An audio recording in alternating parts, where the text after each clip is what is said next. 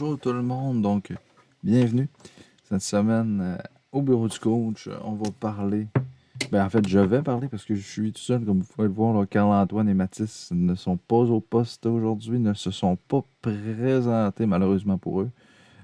Juste avant de commencer, j'aimerais remercier Apple Podcast, Spotify, Balado Québec et tous ceux qui hébergent ce magnifique podcast que vous écoutez tous les semaines. Comme j'ai dit, les gars sont pas là, donc je vais un petit peu parler tout seul. Peut-être que ça peut être un petit peu plate, puis que je vais chercher mes mots, mais ça va être correct. Je vais vous parler aujourd'hui de l'Impact de Montréal, qui a confirmé son nouvel entraîneur-chef, Wilfrid Nancy, qui était entraîneur adjoint de l'Impact depuis 2011. 2011, qui attend sa chance, qui est là, qui a eu des gars comme Rémi Garde, Wilmer Cabrera, pas Didier Drogba, Thierry Henry comme entraîneur-chef devant lui. Puis que lui, il est là, il est à droite, sur leur bras droit, il les aide. Mauro Biello aussi, qui me vient en tête. Mais ça, c'est une chose que je trouve quand même drôle, comment c'est un monde différent, le soccer, comparativement au football et au hockey.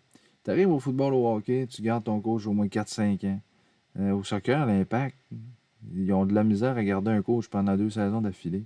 Puis je me dis, pourquoi ils ont autant de difficultés que ça? On voit souvent, il y a souvent des changements. Là. Piatti part, Drogba part, là, il y en a qui reviennent, mais ils ne restent pas. Il n'y a pas un joueur qui reste pour l'Impact pendant 5-6 ans, puis qui est là, qui sait qui va être là, puis que tu sais qu'il va être là pendant un bon nombre d'années. Et ce que je trouve dommage dans le soccer, c'est que c'est ça passe vite, puis les gars passent pas beaucoup de temps là. Puis du côté des coachs à Montréal, ça doit être dur d'aller chercher un nouveau coach parce que les coachs qu'on veut engager, probablement qu'ils se disent, ben là, on n'ira pas à Montréal avec, j'allais dire, l'Impact. C'est le club de football de Montréal qui, en passant, j'aime pas beaucoup leur logo. Je pense que ça a fait beaucoup de controverses. Il y a beaucoup de gens qui ont chialé sur ce logo-là, que même le nom, le club de football, là, on est au Québec, il aurait pu appeler ça comme un petit peu Orlando City SC, c'est Soccer Club. Moi, j'aurais peut-être plus vu le club de soccer de Montréal, pas le club de foot, parce que le club de football à Montréal, c'est les Alouettes. Mais pour en revenir au coach, peut-être que les autres coachs se disent que Montréal, c'est un cimetière de coachs. Je me demande, moi, qu'est-ce que un Samuel Piette fait quand il voit qu'il y a 4 coachs en 4 ans différents. Quand il arrive dans le bureau du coach, qu'est-ce qu'il dit, vous pensez, au coach? Là, je suis tanné. C'est quoi ton système de jeu? C'est comment tu veux qu'on joue? Je veux dire, je regardais l'Impact, pas l'Impact, oui, l'Impact, parce qu'avant c'était l'Impact, quand il y avait Ignacio Piatti, Didier Drogba, mais depuis que les deux sont partis, je vois plus d'intérêt d'écouter l'Impact du tout, du tout.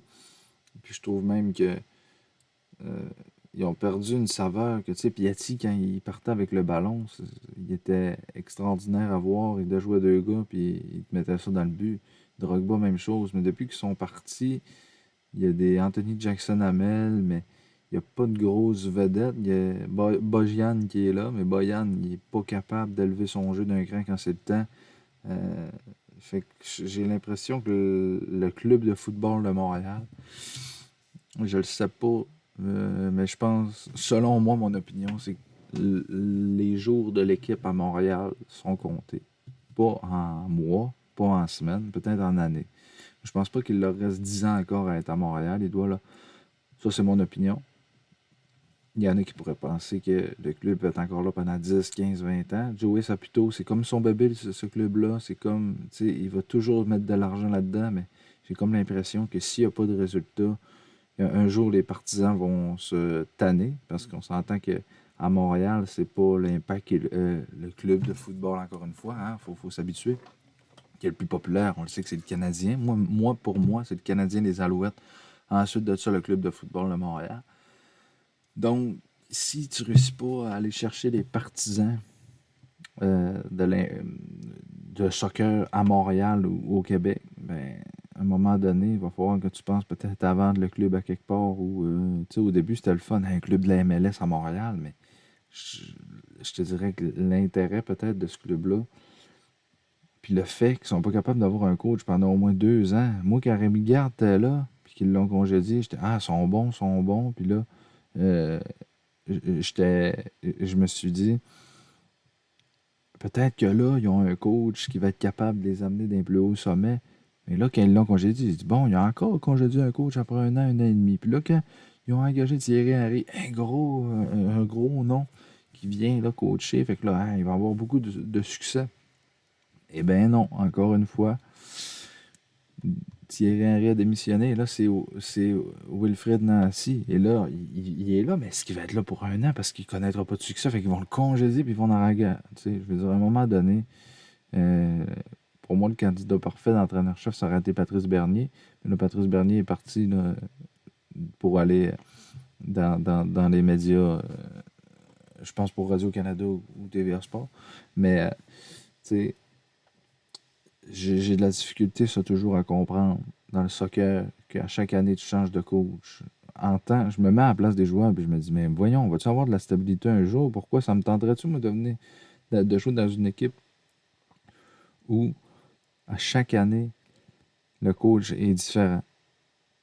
Non, malheureusement. Tu sais, je me mets à leur place puis je me dis, avoir un coach différent chaque année, c'est pas ce que les gens veulent. Ce que les joueurs veulent, même les partisans, tu n'as pas de stabilité, puis il y a tout le temps un système de jeu pour les partisans qui regardent.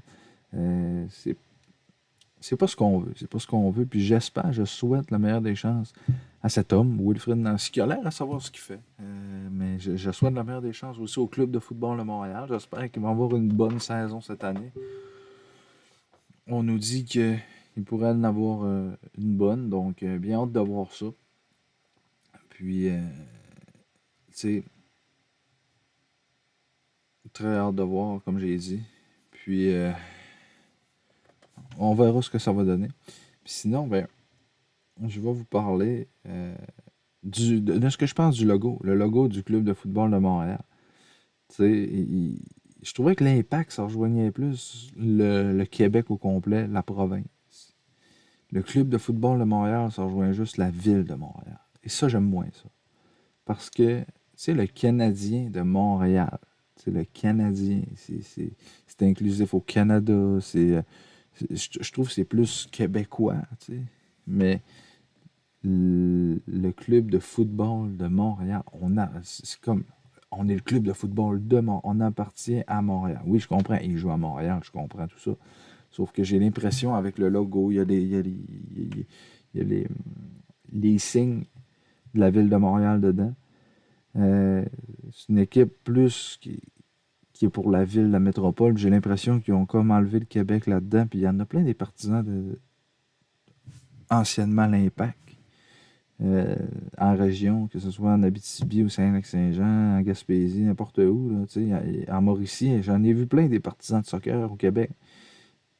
Puis j'ai l'impression qu'avec ce nom-là, ils ont oublié la province, qu'ils ont juste pensé à la ville. Ça, c'est mon opinion. Mais sinon, le logo en tant que tel, il est pas. C'est pas ce que j'ai vu de très beau. C'est juste beau pour moi, là. Il aurait pu être plus beau, puis il aurait pu juste ne pas changer de nom. Moi, c'est ce que je pense. L'Impact de Montréal, c'était beau. Ça avait un impact sur le peuple québécois. C'est un mauvais jeu de mots, vous allez me dire. Bon, OK. Mais ça avait un impact sur le peuple québécois. Puis, c'était un beau logo avec la fleur de lys. Là, tu gardais vraiment là, la province de Québec. Là, tu l'as enlevé complètement. C'est plus la ville de Montréal maintenant qu'on essaie d'aller chercher. Ça, j'aime moins ça.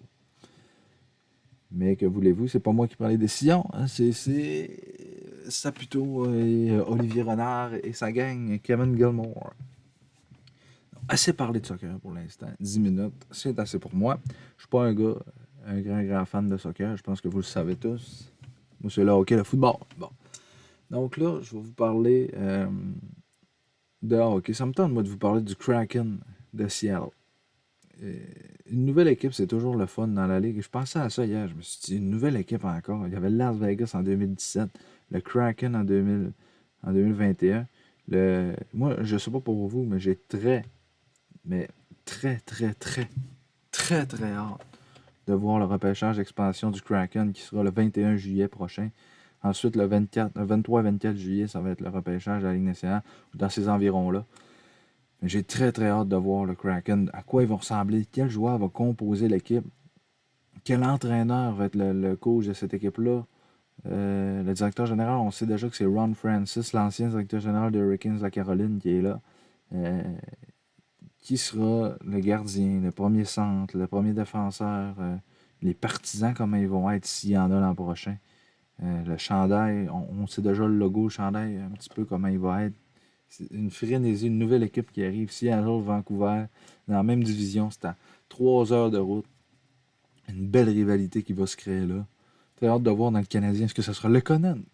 Est-ce que ce sera Paul Byron? Est-ce que ce sera Jake Allen qui va jouer pour le Kraken de Seattle? Le repêchage d'expansion, pour moi, c'est une chose que j'ai toujours un petit peu appréciée. C'est une chose qu'on voit pas souvent parce que des équipes d'expansion, il y en a une normalement.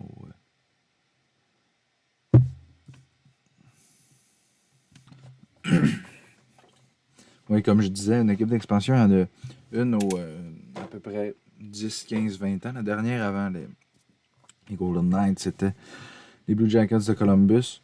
Donc, c'est toujours le fun de voir ça.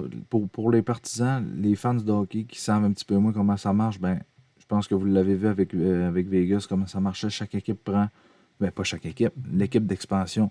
Le Kraken de Seattle va prendre un joueur de chaque équipe que les équipes n'auront pas protégé parce qu'il y a une liste de joueurs à protéger. Je pense que c'est 6 joueurs, 6 attaquants, 4 défenseurs, 1 gardien.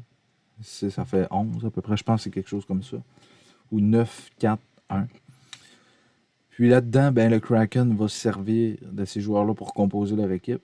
Puis en passant, ceux-là qui disent que les Golden Knights ne seront pas dans ce repêchage-là, donc le Kraken ne pourra pas prendre des joueurs des Golden Knights. Donc ça peut être...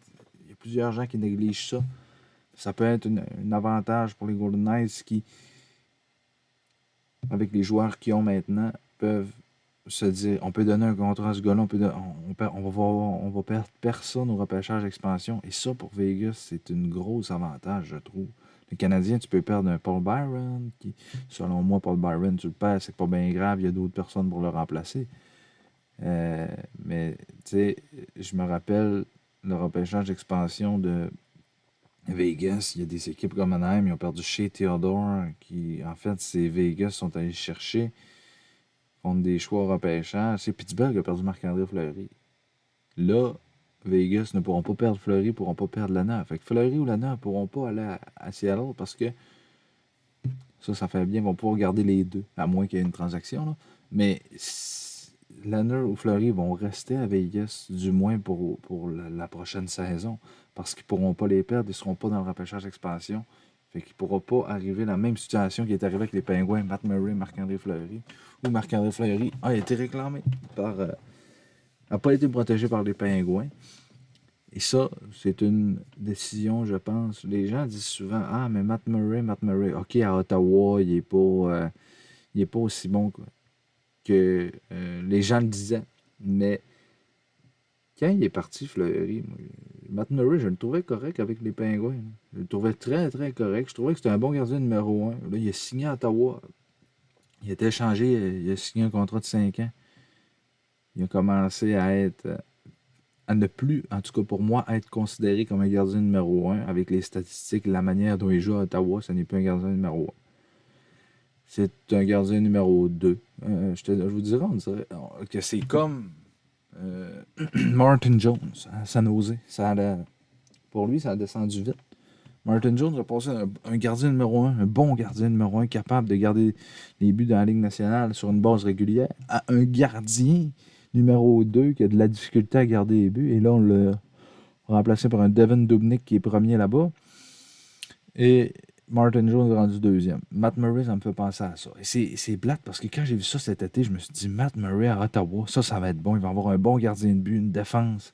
Chabot, Brandstrom, ouais, tu sais, pas une attaque de rempli de jeunes. Puis je me suis dit, au moins, si le gardien fait des arrêts, si Murray est capable d'arrêter les rondelles puis d'avoir une bonne saison, ça sera ça. Mais finalement, c'est c'est pas ce qui est en train d'arriver à Ottawa. En fait, même, c'est tout le contraire qui est en train d'arriver. Matt Murray n'est pas capable de faire le travail. Et ça, c'est un problème là, que les sénateurs, que Pierre Dorion n'aurait pas voulu avoir.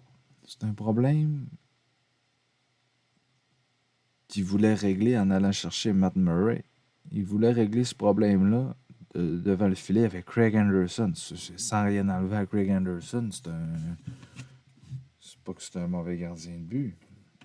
Mais c'est pas, pour moi, un premier gardien de but dans la Ligue nationale, Craig Anderson. Et là, t'arrivais, puis tu vas chercher un gars comme Matt Murray, qui pour moi est considéré comme premier gardien.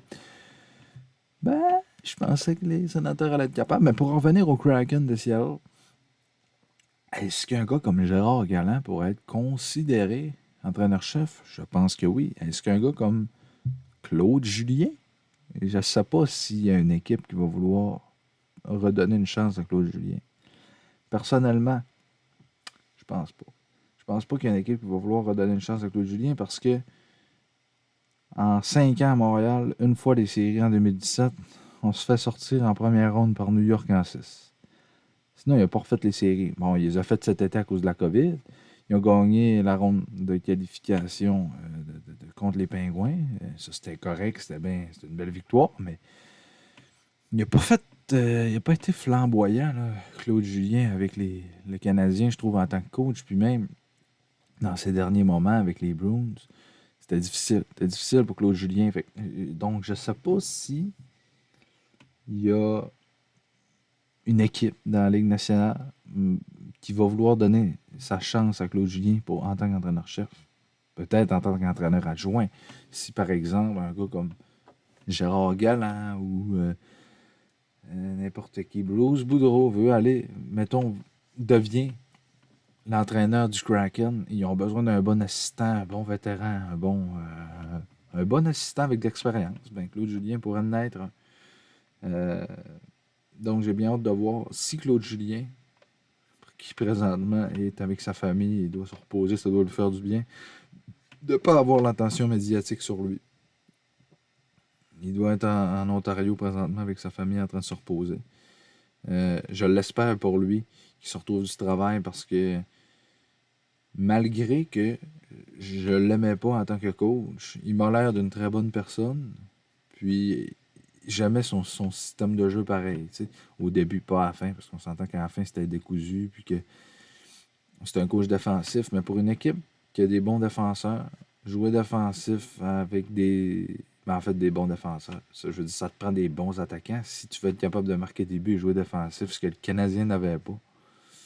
Des bons attaquants, pour moi, c'est une vedette à l'attaque. Le Canadien a des bons attaquants, c'est pas ça que je veux dire.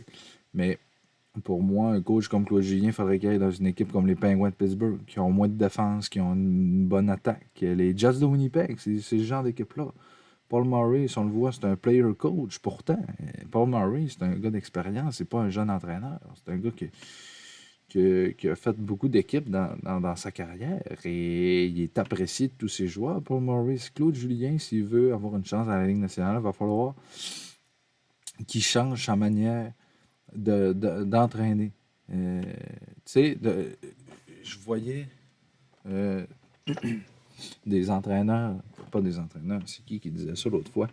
En tout cas, j'avais entendu ça quelque part que Dominique Ducharme, lui, puis je l'ai dit dans le podcast la semaine passée avec Carl-Antoine, j'ai dit Dominique Ducharme, il va te dire fais ça et la raison pourquoi il faut le faire. Claude Julien va te dire fais ça, puis il ne te dira pas la raison pourquoi. Puis quand tu es un jeune, tu te dis ouais, mais je sais pas pourquoi il faut que je fasse ça, pourquoi il faut que je le fasse. Mais en plus, là, si tu sais pourquoi le faire, ben si tu vas être encore meilleur. Parce que là, tu te dis je le fais, mais je sais pas pourquoi, qu'est-ce que ça va m'aider à améliorer. Mais si tu le fais, puis tu le sais, qu'est-ce que tu dois améliorer, là, tu te dis OK, il faut que j'améliore ça. Si je fais ça, ça va m'apporter ça. Donc, c'est là la différence. Et c'est ce que Claude Julien doit faire, s'adapter à la nouvelle génération d'aujourd'hui. Michel Therrien, il est adjoint avec les Flyers à Alain Vigneault. Puis je pense qu'il est en train d'acquérir ça. Michel Therrien pourrait, là, je comprends votre affaire de dire mais toujours revirer dans la même dans la même boîte, toujours reprendre les mêmes coachs, je comprends. Il y a des entraîneurs comme Benoît Groux qui attendent. Joël Bouchard à Laval, qui je ne pense pas va être entraîneur-chef dans la Ligue nationale. Joël Bouchard, on en parlera dans un autre podcast, mais je pense que je peux donner mon opinion un petit 2 minutes là-dessus. Joël Bouchard va être directeur général dans la Ligue nationale. Moi, je pense que quand Marc Bergevin va partir, c'est pas un Patrick Roy qui va le remplacer. Enlevez-vous ça de la tête tout de suite. C'est un gars comme... Je pense qu'il va avoir une transition qui va se faire tranquillement à la fin de la saison, selon moi. Là, je ne sais pas si c'est ça qui va arriver, mais selon moi, à la fin de la saison du Rocket, Marc Bergevin va dire à Joël Bouchard, viens à Montréal, directeur général adjoint. Il va nommer quelqu'un d'autre entraîneur en chef dans la Ligue américaine. Il va dire, viens, directeur général adjoint. Puis si Marc Bergevin veut démissionner, il est congédié, Joël Bouchard va être directeur général. Moi, c'est là que je le vois. Je ne sais pas comment ça va arriver, je ne sais pas. Mais je le vois directeur général d'ici, éventuellement, dans quelques années, à Montréal. Je le vois pas, parce que tu peux pas mettre Joël Bouchard en... Vas-tu vraiment vouloir être adjoint? Si Dominique Ducharme fait bien ça, qui selon moi, après 5 matchs, ça fait 5 matchs en tout cas à peu près, Dominique Ducharme fait quand même relativement bien ça. Je trouve que les gars, surtout la victoire de 7-1, samedi dernier contre les Jets de Winnipeg, je trouve que c'est la meilleure victoire à date de Dominique Ducharme. Puis quand j'ai vu ça, je me suis dit, bon, les gars, s'ils jouent toujours comme ça, ils vont avoir des très bons matchs. Le dernier match, ils ont perdu 2-1 contre Vancouver en prolongation. Encore une fois, il a mis Dano et Armia, je pense, pour commencer. C'est correct qu'ils sont allés changer, mais j'ai vu une statistique que les Canadiens sont la seule équipe de la Ligue à ne pas avoir gagné en tir de barrage en prolongation cette saison. C'était le même pattern, le terme anglais, avec Claude Julien. C'était toujours la même histoire, et là, c'est encore ça. Est-ce qu'on travaille sur le 3 contre 3 à l'entraînement? Je le sais pas. J'y vais pas, je les vois pas. Il devrait peut-être. Mais de ce que j'ai vu de Dominique Ducharme depuis son arrivée, les 2 premiers matchs, ça a été plus difficile, mais depuis les 2-3 derniers, je vous dirais que ça va. Ça va mieux, puis ça va comme j'espérais que ça allait. Et j'espère que Dominique Ducharme, ça va marcher pour lui, qu'il va rester à Montréal en tant qu'entraîneur-chef. Et pourquoi je vois pas Joël Bouchard entraîneur? Ben c'est où vous voulez qu'il soit entraîneur? Entraîneur adjoint à Dominique Ducharme? Non, moi je le vois dans un poste de direction, à diriger. Puis, tu sais, le monde qui dit Patrick Roy, je veux dire, pourquoi vous voulez voir Patrick... Je comprends que Patrick Roy veut gérer. Quand il est allé au Colorado, il a été coach, puis il a dit à Joe Sakic, je vais avoir quand même des décisions dans... Pas des décisions, mais je veux donner mon opinion dans les décisions que tu prends. Je veux avoir un impact sur les décisions. Puis finalement, on l'a bien vu qu'après un certain temps, ça ne marchait plus. Il est parti après 2 saisons, Patrick Roy. Donc, c'est pour ça qu'on dit il pourrait être directeur général, mais je ne pense pas qu'un gars comme Patrick Roy, sans filtre comme ça, dit tout ce qu'il pense, soit le bon candidat pour être le prochain directeur général du Canadien. Moi, je vois un gars comme j'ai dit, Joël Bouchard, ou à l'interne, peut-être, tu sais, là, il y a Julien Brisebois qui est à... Est-ce qu'il faut vraiment qu'il soit québécois? C'est ça la question. Tu sais, on a toujours eu des coachs québécois, des directeurs généraux québécois, mais s'il y a un bon directeur général qui est disponible, là, si demain matin, tu sais, comme Jim Rutherford, mettons, on parle, là, Jim Rutherford ne viendra pas à Montréal, mais c'est un exemple que Marc Bergevin, mettons, est congédié, et que là, il y a Jim Rutherford, 2 Coupes Stanley avec les Pingouins. Je comprends que ça a un petit peu mal fini avec les Pingouins et tout, mais par exemple, ça n'arrivera pas, on jase. Jim Rutherford est disponible comme il l'est là en ce moment, et que là, tu veux l'avoir, t'es le Canadien. Bon, hey, nous, on veut Jim Rutherford. Bon. Fait que là, il l'appelle. Ils réussissent à l'engager. Est-ce que le fait qu'il soit anglophone, qu'il connaisse rien, aucun mot français, a un impact sur les journalistes? Tu sais, je peux bien comprendre que quand c'est plus facile pour les journalistes de parler anglais. Même moi qui n'ai pas bilingue, puis je suis bon en anglais, mais Allez-moi pas de parler à un journaliste, à un directeur général complètement anglophone. Je serais pas capable. Ça, je peux comprendre les journalistes. Mais à un moment donné, c'est comme le fait de ceux qui disent qu'on ne prend pas de Québécois au repêchage. À talent égal, OK, mais tu ne prendras pas un Québécois avant de prendre. Moi, que le gars soit africain, irakien, australien, je m'en fous. L'important, c'est qu'il soit bon. Puis si là, le Canadien prend un Australien en deuxième ronde avant un Québécois, mais que l'Australien est meilleur, ben, ça me dérangera pas. Puis en passant, on dit qu'on ne prend pas de Québécois. On a pris Raphaël Harvey-Pinard en septième ronde en 2020. Fait que, on prend 2020-2019. On en prend des Québécois, mais c'est parce que les gens ne les voient pas. Puis, OK, peut-être qu'on est l'équipe qui en prend le moins. Mais est-ce que ça fait du Canadien une équipe qui n'aime pas les Québécois ou une équipe qui... Non. Ça fait juste du Canadien une équipe qui veut avoir le meilleur talent possible. Puis je vois depuis 2-3 ans que le Canadien repêche bien. Les joueurs, les jeunes qui ont repêché, il y a une courbe de progression qui monte. Pas qui descend, qui monte. L'avenir est prometteur. Marc Bergevin, j'ai bien hâte de voir s'il va être là encore l'an prochain. La saison est bonne. À date, ben, elle est bonne. Elle pourrait être meilleure que ça, vous allez me dire. Oui, elle pourrait être meilleure. C'est correct qu'on n'ait pas moins de défaites que ça. Price se replace. J'espère que le Canadien va s'en aller en montant, que Bergevin va être encore là, que Ducharme va coacher comme il sait bien le faire, que le Rocket va aller bien, que mes Saguenay, les juniors majeurs vont continuer sur leur lancée. On n'a pas parlé encore de juniors majeurs, mais on va en faire un bon podcast là, de juniors majeurs avant les séries. Là. Mais les Saguenay vont très bien.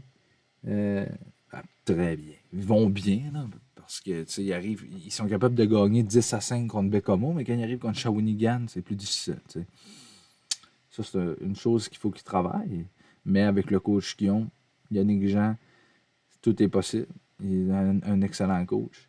Du côté du club de football de Montréal, ben, comme j'ai dit, je l'espère pour eux que ça va être positif. Le changement d'entraîneur, le changement de nom passé d'impact à club de football, on l'a vu au début que ça n'était pas très, très positif. Hein? Il y a beaucoup de partisans qui sont allés faire des graffitis au stade Saputo, sur une enseigne, une enseigne de l'équipe et sur le stade Saputo même. Donc, on a vu de la grogne du côté des partisans. J'espère que ça s'est estompé un petit peu. Ça fait quand même un mois et demi qu'on sait qu'ils vont s'appeler le club de football de Montréal. Donc, j'espère que pour le sport à Montréal, même les Alouettes, avec Danny Maciocha comme directeur général, que j'adore, c'est un gars que je vois qu'il fait un très bon travail, qui est là. Antonio Pipkins va revenir. Carey Jones, qui est un excellent entraîneur-chef, qu'on l'a vu l'an passé, il a très bien terminé la saison. Donc, le sport à Montréal va bien. J'espère, en tout cas, va aller bien, va continuer d'aller bien pour le Canadien, va aller bien pour les Alouettes et le club de football. Le junior majeur, j'espère qu'ils vont réussir à continuer leur bulle, continuer à travailler fort dans ce qu'ils font les jeunes de 16 à 20 ans. Là, je sais pas. Tout le monde, on va s'en sortir. Les vaccins sont là. On va pouvoir retourner voir nos amis. Ça sera pas bien long. C'est Dan Simon pour le bureau du coach. Ciao, bye.